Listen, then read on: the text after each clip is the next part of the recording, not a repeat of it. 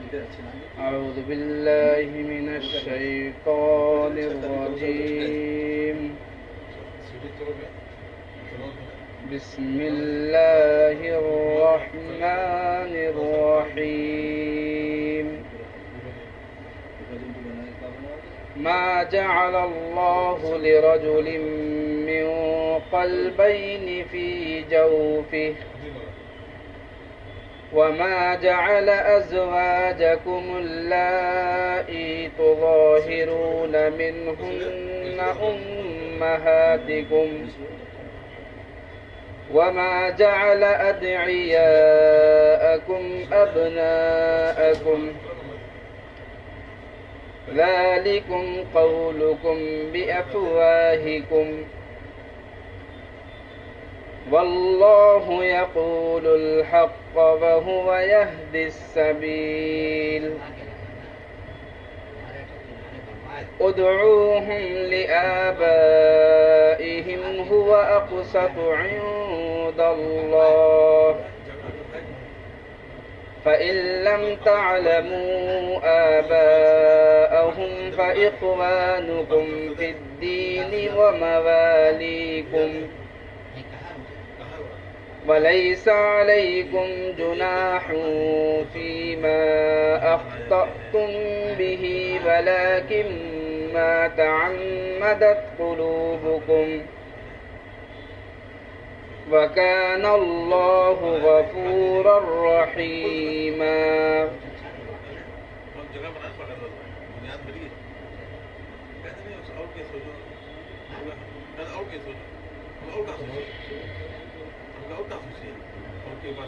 سورہ احزاب کی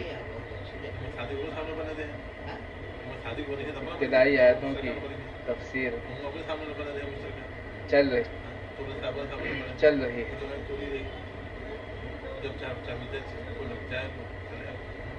اور اس سے پہلے اللہ تبارک و تعالی پر توکل اور اللہ پر بھروسہ اور اللہ کی ذات پر یقین،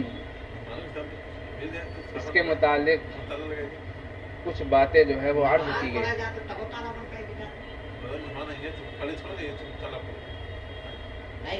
اب یہاں سے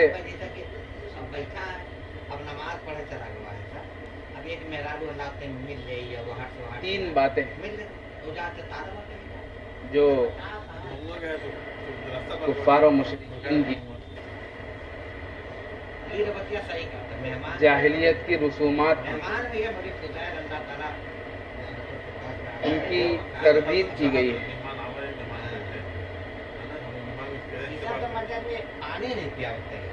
اور یہ بتلایا گیا ہے کہ یہ سب جو ہے وہ رسم و رواج ہے، اس کا دین سے اور اسلام سے کوئی تعلق نہیں ہے، حقیقت سے اس کا کوئی تعلق نہیں.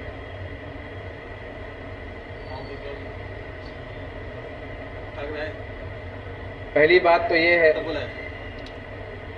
کہ اللہ تبارک و تعالیٰ کا ارشاد ہے ما جعل اللہ لرجل من قلبین فی جوف، اللہ نے کسی آدمی کے سینے میں دو دل نہیں بنائے. اصل میں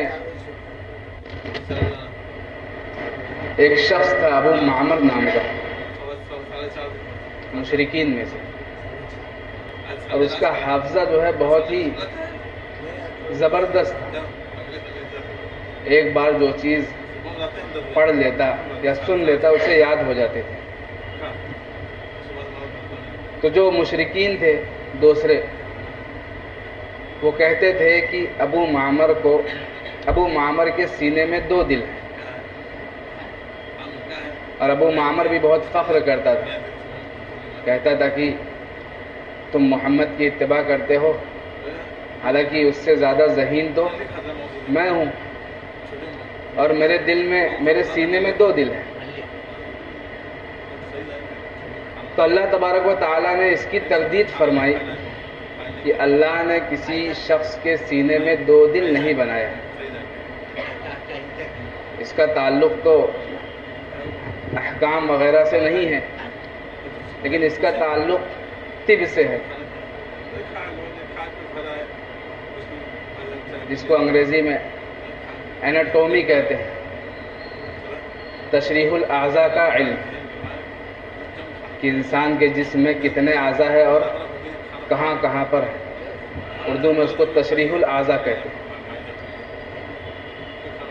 اور یہ بات قرآن نے کہہ دی کہ کسی کے سینے میں 2 دل نہیں ہے،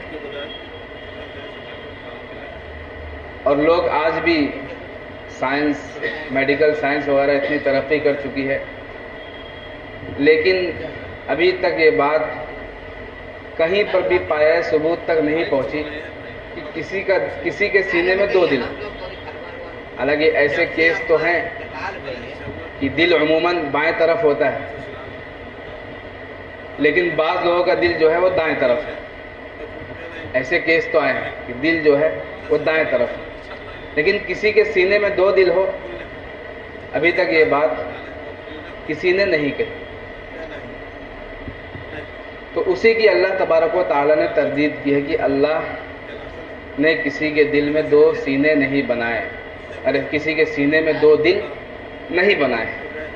یہ تو پہلی ان کے ایک باطل خیال تھا کفار و مشرکین کا۔ اور دوسرا جو تھا وہ ان کا باطل خیال یہ تھا، ان کی رسم تھی جاہلانہ، جس کو زہار کہا جاتا ہے۔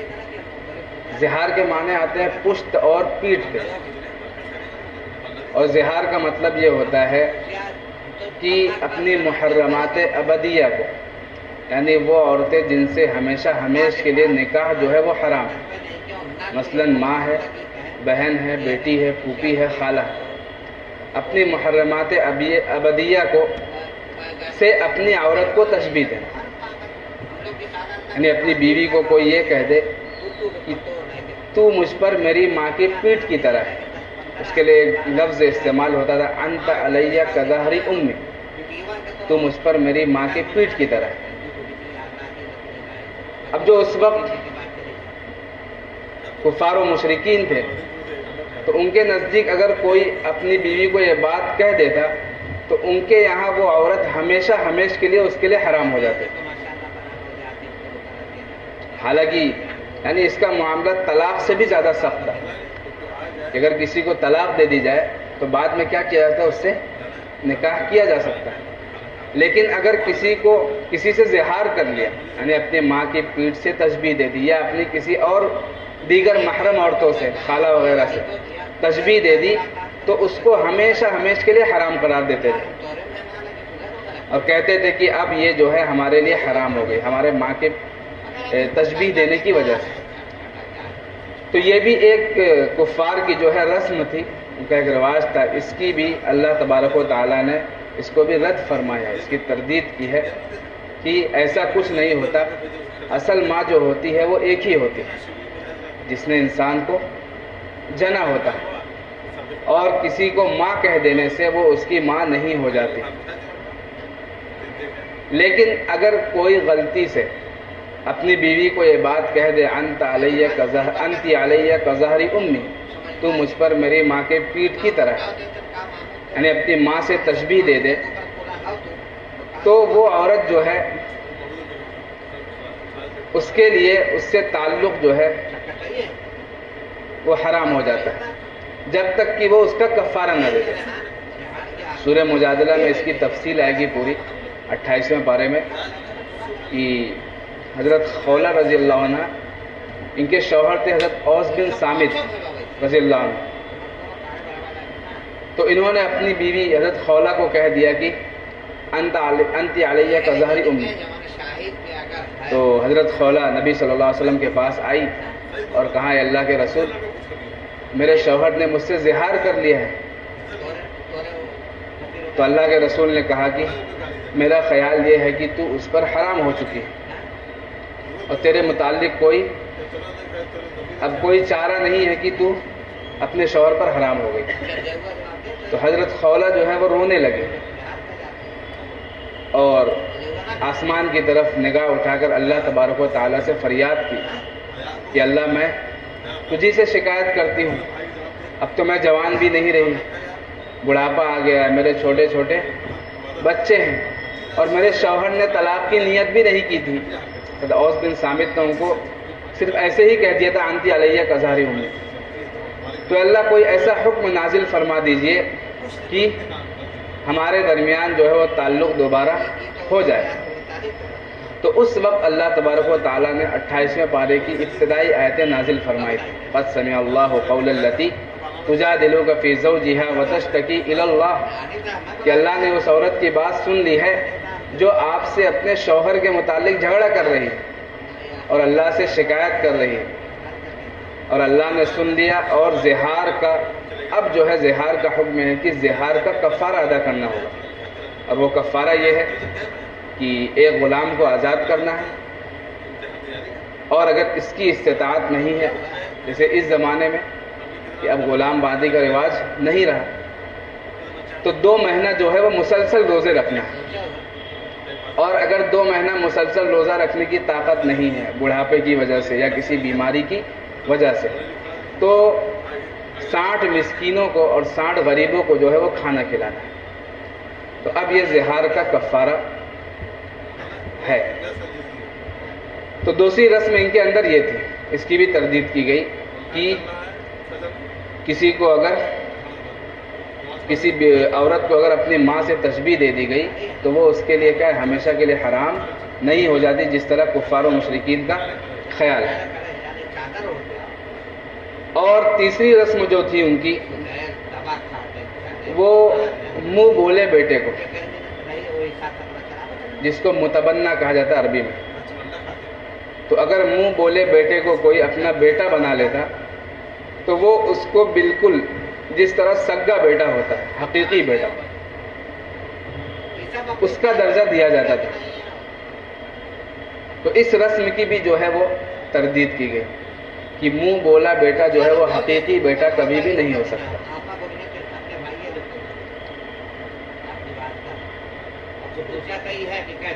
حضرت زید بن حارثہ رضی اللہ عنہ، یہ آپ صلی اللہ علیہ وسلم کے منہ بولے بیٹے تھے.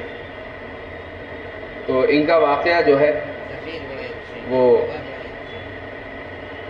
یہ ہے کہ حضرت زید بن حارثہ یہ قبیلہ کلب کے جو ہے وہ تھے. اور ایک مرتبہ ایسا ہوا کہ ان کی والدہ جو ہے وہ اپنے بھائی کے گھر پر گئی ہوئی تھی. تو وہاں پر لوگوں نے جو ہے بہت ڈاکوؤں نے جو ہے حملہ کر دیا ان کے قبیلے پر اور مال وغیرہ لوٹ لیا. اور اسی میں حضرت زید بن حارثہ کو بھی اٹھا کر لے کر چلے گئے. اور پھر ان کو، کیونکہ پہلے غلام بادیوں کا رواج تھا، ان کو عکاظ کی منڈی لگتی تھی، عکاظ کا بازار، تو وہاں پر ان کو لا کر بیچا. اور حضرت زید بہت ہی ہوشیار تھے، بہت سمجھدار تھے. اور یہاں واقعہ یہ ہوا کہ حضرت خدیجہ رضی اللہ عنہ، جو آپ صلی اللہ علیہ وسلم کی پہلی زوجہ ہے، انہوں نے اپنے بھتیجے حکیم بن حزام کو بھیجا کہ جا کر میرے لیے ایک غلام لے کر آؤ، ایک بچہ لے کر آؤ میرے لیے غلام، مجھے اس سے کیا ہے اپنے گھر وغیرہ کے کام وغیرہ میں اس سے مدد لینی ہے. تو حضرت حکیم بن حزام گئے اور اتفاقاً جو ہے حضرت زید بن حارثہ کو انہوں نے خرید لیا اور حضرت خدیجہ انہوں کے پاس لے کر آئے. اور حضرت خدیجہ نے ان کے پاس وہ رہے، خدمت کرتے رہے ان کی. جب حضرت خدیجہ کا نکاح نبی کریم صلی اللہ علیہ وسلم سے ہو گیا تو آپ صلی اللہ علیہ وسلم نے حضرت زید کو اپنے لیے مانگ لیا. کہا کہ یہ لڑکا بہت ہی ہوشیار ہے، یہ کیا دے دو، مجھے دے دو، میں اس سے اپنے جو کام ہے چھوٹے موٹے لے لیا کروں گا. حضرت خدیجہ نے بخوشی کیا دے دیا، آپ صلی اللہ علیہ وسلم کو حضرت زید کو دے دیا. اب وہ آپ صلی اللہ علیہ وسلم کی غلامی میں زندگی بسر کر، یہ نبوت سے پہلے کا واقعہ ہے، ابھی آپ صلی اللہ علیہ وسلم نبی نہیں بنایا گیا، اس سے پہلے کا واقعہ ہے. ایک مرتبہ ایسا ہوا کہ حضرت زید جو ہے وہ شام گئے تجارت کے لیے، اور وہاں پر ان کو ان کے چچا نے اور ان کے والد نے وہاں پر ان کو دیکھ لیا. تو قافلے والوں کے ساتھ وہ لوگ بھی مکہ آئے. اور نبی پاک صلی اللہ علیہ وسلم کی خدمت میں آئے اور کہا کہ یہ ہمارا بیٹا ہے، یہ غلام نہیں ہے، یہ ہمارا بیٹا ہے. اور انہوں نے پورا واقعہ بتلایا کہ ایسا ایسا ہوا کہ ہم پر حملہ کر دیا گیا اور ان کو اٹھا کر لے کر چلے گئے لوگ، اور لوگوں نے ان کو بیچ دیا. تو نبی اور انہوں نے کہا کہ اگر آپ اس کے بدلے کچھ معاوضہ لینا چاہتے ہیں، ان کے چچا اور والد نے کہا کہ اگر کچھ معاوضہ لینا چاہتے ہیں تو ہم آپ کو دینے کے لیے تیار ہیں، آپ جتنی رقم مانگتے ہیں ہم دے دیں گے اس کے بدلے، لیکن ہمارا بیٹا ہمارے حوالے کر دو. تو اس وقت نبی کریم صلی اللہ علیہ وسلم نے کہا کہ میں تم سے کوئی معاوضہ نہیں چاہتا، لیکن میں زید کو بلاؤں گا اور زید کو تمہارے سامنے پیش کروں گا اور زید کو دونوں اختیار دوں گا، یا تو وہ تمہارے ساتھ چلا جائے، یہ بھی اختیار ہے، یا تو میرے پاس رہنے کو پسند کرے. اگر زید تمہارے ساتھ چلا جائے گا تو مجھے کوئی معاوضہ نہیں چاہیے، تم کیا کرو اپنے بیٹے کو لے کر چلے جاؤ. اور اگر یہ میرے ساتھ رہنا پسند کرے اور میرے پاس سے جانا نہ چاہے تو میں اس کو زبردستی جو ہے وہ بھیج نہیں سکتا. تو ان کے والد نے یہ شرط جو ہے قبول کر لی، کہا کہ یہ تو بہت ہی انصاف سے بڑھ کر یہ بات ہے کہ آپ معاوضہ بھی نہیں لیں گے اور ہمارے بیٹے کو اگر ہمارے ساتھ جانا چاہے تو جانے دیں گے. تو حضرت زید کو بلایا گیا اور حضرت زید سے آپ صلی اللہ علیہ وسلم نے پوچھا کہ بھائی یہ آپ کے والد اور آپ کے چچا ہیں؟ حضرت زید بن حارثہ نے کہا ہاں یہ میرے والد اور میرے چچا ہیں. تو اللہ کے رسول نے کہا کہ یہ آپ کو لینے کے لیے آئے اور آپ کو اختیار ہے، اگر آپ جانا چاہیں تو جا سکتے ہیں اور اگر آپ میرے پاس رہنا چاہتے ہیں تو رہ سکتے ہیں. تو حضرت زید نے کہا کہ میں جو ہے وہ آپ کے پاس سے جانا نہیں چاہتا. تو ان کے جو والد اور چچا تھے انہوں نے کہا کہ زید تم جو ہے غلامی کو آزادی پر ترجیح دیتے ہو، تم ہمارے لڑکے ہو، ہمارے گھر کے چشم و چراغ ہو اور تم ہم تم کو آزاد کرنا چاہ رہے ہیں، اپنے گھر پر لے کر جا رہے ہیں، اپنے قبیلے میں لے کر جا رہے ہیں اور تم ایک شخص کا غلام بن کر رہنا چاہتے ہو.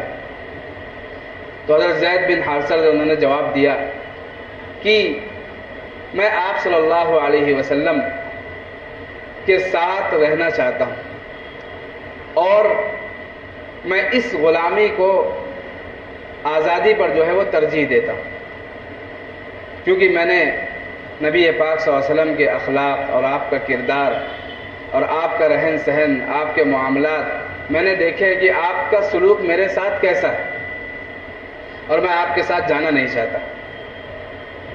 تو جب یہ بات کہی تو ان کے والد اور چچا جو ہے وہ مایوس ہو گئے، کہا کہ چلیے ٹھیک ہے اگر تو رہنا چاہتا ہے یہیں پر رہ. لیکن جب یہ بات نبی صلی اللہ علیہ وسلم نے سنی، حالانکہ یہ نبوت سے پہلے کا واقعہ ہے، ابھی آپ صلی اللہ علیہ وسلم نبی نہیں بنائے گئے ہیں، اس سے پہلے نبی صلی اللہ علیہ وسلم کے اخلاق اس طرح کے تھے. تو نبی صلی اللہ علیہ وسلم نے یہ بات سنی تو مکہ میں کعبے میں آپ گئے اور قریش مکہ کے عام مجمع میں اعلان فرما دیا کہ تم لوگ سن لو کہ میں نے زید کو جو ہے وہ آزاد کر دیا. تو جب ان کے والد اور چچا نے دیکھا کہ اب ہمارا بیٹا کیا ہو چکا ہے، اب غلامی کی زندگی بھی اسے پسند نہیں کرنا، وہ آزاد ہو گیا، تو وہ اور خوش ہو گئے، کہا کہ ٹھیک ہے اب تم یہیں پر رہو، ہم جا رہے ہیں اپنے قبیلے. اب وہ چلے گئے. تو یہ حضرت زید رضی اللہ عنہ کا واقعہ ہے. یہ غلام تھے، حضرت حکیم بن حزام حضرت خدیجہ کے بھتیجے نے ان کو خریدا، حضرت خدیجہ کی خدمت میں لے کر آئے، حضرت خدیجہ نے آپ صلی اللہ علیہ وسلم کو دے دیا. پھر اللہ کے نبی نے اس واقعے کے بعد ان کو کیا کر دیا؟ آزاد کر دیا. اور یہ سب سے پہلے ہیں غلاموں میں جنہوں نے جو ہے وہ اسلام کو قبول کیا. 4 شخص نے سنا ہوگا کہ مردوں میں سب سے پہلے ایمان لے کر حضرت ابو بکر رضی اللہ عنہ اور عورتوں میں حضرت خدیجہ اور غلاموں میں حضرت زید بن حارثہ، یہی حضرت زید بن حارثہ، اور بچوں میں حضرت علی ابن طالب رضی اللہ عنہم جو ہے یہ ایمان لے کر آئے.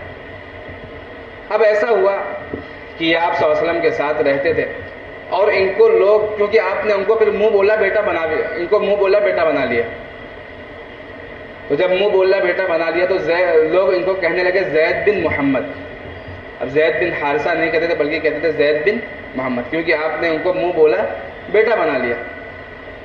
اب یہ آپ کے ساتھ رہتے تھے. پھر سن 4 ہجری میں جب آپ صلی اللہ علیہ وسلم مدینہ چلے گئے تو آپ نے ان کا نکاح جو ہے اپنی پھوپھی ذات بہن حضرت زینب سے کروا دیا. ان کا نکاح حضرت زینب سے کروا دیا.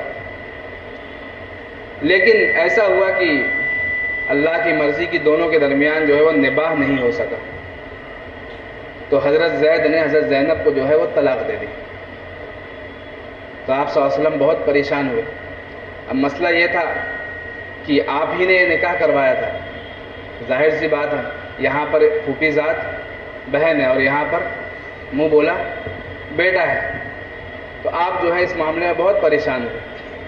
تو اللہ تبارک و تعالیٰ نے نبی کریم صلی اللہ علیہ وسلم کا نکاح حضرت زینب سے کروا دیا. اور یہ نکاح کروانے کا مقصد جو تھا وہ یہ تھا کہ اصل میں جو ہے وہ جاہلانہ رسم کو توڑنا تھا. جاہلیت میں یہ چلا آ رہا تھا کہ اگر منہ بولا بیٹا ہے تو وہ حقیقی بیٹا ہو گیا. جس طرح حقیقی بیٹا سگا بیٹا میراث میں حقدار بنتا ہے, اسی طرح منہ بولا بیٹا بھی کیا بنتا ہے, میراث میں حقدار بنتا ہے. حالانکہ اسلام یہ نہیں کہتا, اسلام یہ نہیں کہتا کہ منہ بولا بیٹا کیا میراث میں حقدار بنے. وہ تو حقیقی بیٹا ہی بنے گا, اور جس کا شریعت نے حق مقرر کر دیا وہی میراث میں حقدار ہے. تو اس رسم کو جو ہے وہ توڑنا تھا. اور دوسری بات یہ تھی کہ حقیقی اگر بیٹا ہے, اگر وہ اپنی بیوی کو طلاق دے دے, اس کے بعد اس کی بیوی سے جو ہے اس بیٹے کا باپ نکاح نہیں کر سکتا. حقیقی بیٹے کی بیوی سے طلاق کے بعد جو باپ ہے وہ اپنی بہو سے نکاح نہیں کر سکتا. لیکن یہاں پر جو ہے حضرت زید بن حارثہ کیا ہیں, حقیقی بیٹے نہیں ہیں بلکہ منہ بولے بیٹے ہیں, اور انہوں نے اپنی عورت کو طلاق دے دی. اب اس رسم کو توڑنے کے لیے اللہ تبارک و تعالیٰ نے عملاً نبی کریم صلی اللہ علیہ وسلم سے یہ کروایا کہ حضرت زینب رضی اللہ عنہ سے نبی کریم صلی اللہ علیہ وسلم کا نکاح کروا دیا. سمجھ میں آ رہا ہے؟ یہ رسم جو ہے جو ذہن میں ان کے جاہلیت میں چلی آ رہی تھی کہ منہ بولے بیٹے کو حقیقی بیٹے کا درجہ دیتے تھے, وہ رسم کیا ہو گئی, بالکل ختم ہو گئی. تو یہ 3 رسم تھی. ایک تو اللہ نے کسی شخص کے سینے میں 2 دل نہیں بنائے, یہ جو جاہلیت کے لوگ کہتے تھے یہ بھی غلط ہے. اور دوسری بات کہ جن عورتوں سے تم زہار کرتے ہو ان کو تمہاری مائیں نہیں بنائیں, وہ تمہاری حقیقی مائیں نہیں. اور تیسری بات کہ تمہارے منہ بولے بیٹے کو تمہارا بیٹا نہیں بنایا. ان 3 رسموں کو جو ہے اللہ تبارک و تعالیٰ نے ختم کیا. ما جعل اللہ لرجل من قلبین فی جوفہ, اللہ نے کسی انسان کے سینے میں 2 دل نہیں بنائے ہیں. وما جعل ازواجکم اللائی تظاہرون منہن امہاتکم, اور تمہاری ان بیویوں کو جن سے تم زہار کر لیتے ہو تمہاری مائیں نہیں بنایا, یعنی تمہاری حقیقی ماں ان کو نہیں بنایا. وہ تمہاری بیویاں ہیں, کفارہ دینے کے بعد پھر تمہاری بیوی ہو جائیں گی. ایسا نہیں ہے کہ وہ ہمیشہ کے لیے تم پر حرام ہو گئی جیسا کہ جاہلیت میں تھا. وما جعل ادعیاءکم ابناءکم, اور تمہارے منہ بولے بیٹوں کو تمہارا حقیقی بیٹا نہیں بنایا, یعنی وہ منہ بولے بیٹے ہی ہیں نہ کہ تمہارے حقیقی بیٹے. ذالکم قولکم بافواہکم, یہ تمہارے منہوں سے کہنے کی باتیں ہیں, یعنی یہ سب باتیں ایسی ہیں کہ تم صرف اپنے منہ سے کہہ دیتے ہو اور اس کے متعلق تمہارے پاس کوئی دلیل اور کوئی سند معتبر نہیں. واللہ یقول الحق وہو یہدی السبیل, اور اللہ حق بات کہتا ہے اور وہ سیدھا راستہ دکھلاتا ہے. یعنی حق بات, صحیح بات وہ کون کہتا ہے؟ اللہ تبارک و تعالیٰ کی بات ہے. اور اگر اللہ کی بات کسی کو حق نہیں معلوم ہوتی تو قیامت کے دن سب کے سامنے کیا ہے, حق اور باطل جو ہے وہ ظاہر ہو جائے گا. آج اللہ کی عبادت جو لوگ نہیں کرتے, وہ اللہ کو نہیں مانتے, وہ کس لیے نہیں مانتے؟ انہیں اللہ کی بات میں شک لگتا ہے. لیکن جب قیامت کے دن سب کچھ آشکارا ہو جائے گا, سب کچھ ظاہر ہو جائے گا, تو سب کو پتہ چل جائے کہ اللہ حق بات کہتا تھا اور وہ سیدھا راستہ دکھلاتا ہے. سیدھا راستہ کون دکھلاتا ہے؟ اللہ تبارک و تعالیٰ دکھلاتا ہے. بھلے سے آج لوگوں کو سمجھ میں نہ آئے اسلام اور اسلام کی تعلیمات, نبی کی سنت, اللہ کے احکامات, غیر مسلم تو دور کی بات، اب تو مسلمان لوگ بھی کیا ہے، اللہ تبارک و تعالیٰ کے احکام پر اعتراضات کرتے ہیں۔ تو اس کی حقیقت کب آشکارا ہوگی؟ قیامت کے دن آشکارا ہو جائے گی۔ سیدھی راہ کس کی تھی؟ اللہ کی تھی، اور جنہوں نے اللہ کی نافرمانی کی ان کو اس پر عذاب دیا جائے گا۔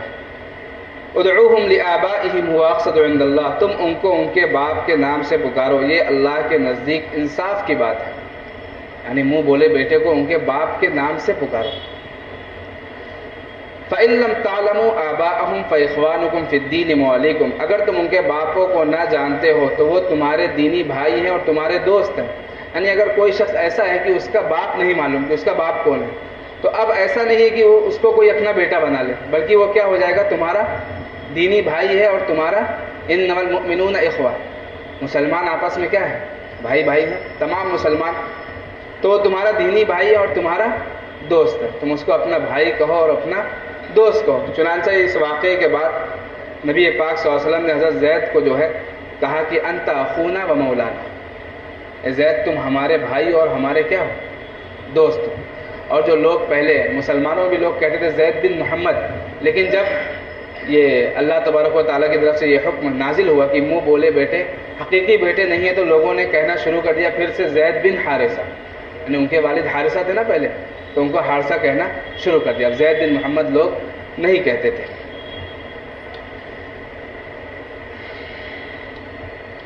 اس سے ایک بات یہ بھی معلوم ہوئی کہ اپنا جو آبائی نسب ہے، یعنی جس کی طرف منسوب ہے، اس کو چھوڑ کر دوسروں کی طرف اپنے آپ کو منسوب نہیں کرنا چاہیے، بلکہ یہ جو ہے حرام، ایسا کرنا جو ہے وہ حرام۔